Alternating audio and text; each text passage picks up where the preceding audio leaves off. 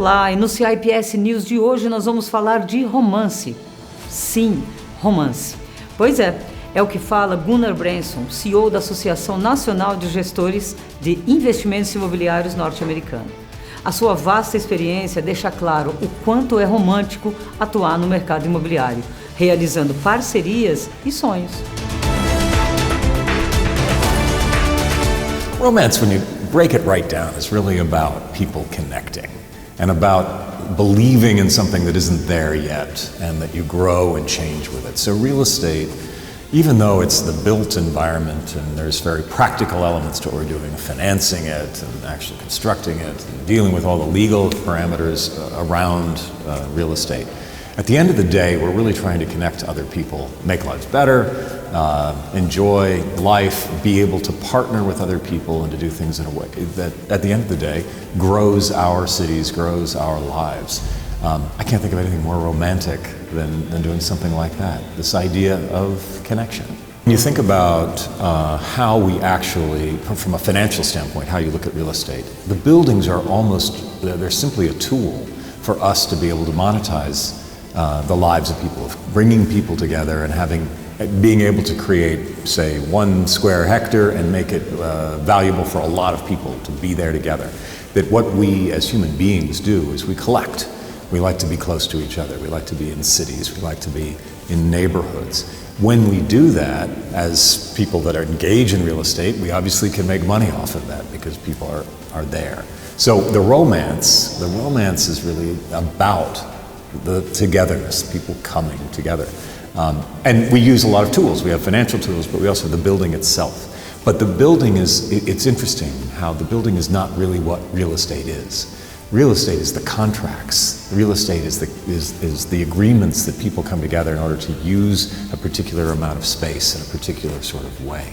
So even though, yes, we're dealing with things that are business-minded, we're doing partnerships, we're doing we have project management, we have all these different things that we're doing. At the end of the day, the value, if you will, of real estate is that that's where people want to be.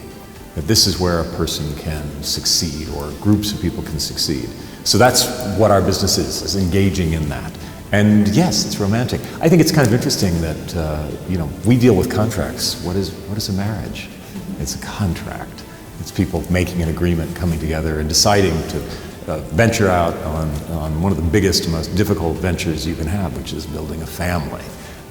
It comes with good times and bad. It comes with issues like that, just like a building, just like real estate. It's about the contract. It's about people figuring out, even though maybe I find this other person irritating, we're going to figure out a way to somehow accept each other and be able to move forward. When you think about, sometimes when you might look at 2 buildings that on paper are the same. Maybe used similar design, maybe you had the same investment taking place, the same neighborhood. And one somehow is special. One somehow is better than the other. It is more valuable.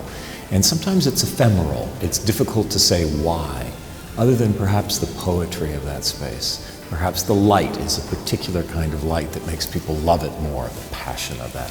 Or, frankly, even more important, who else is in the building?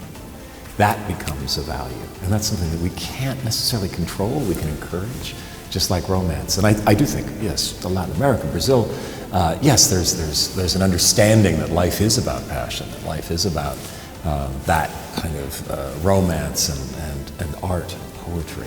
And that exists everywhere in the world. It's just, I think, to a certain extent in Brazil, you know it.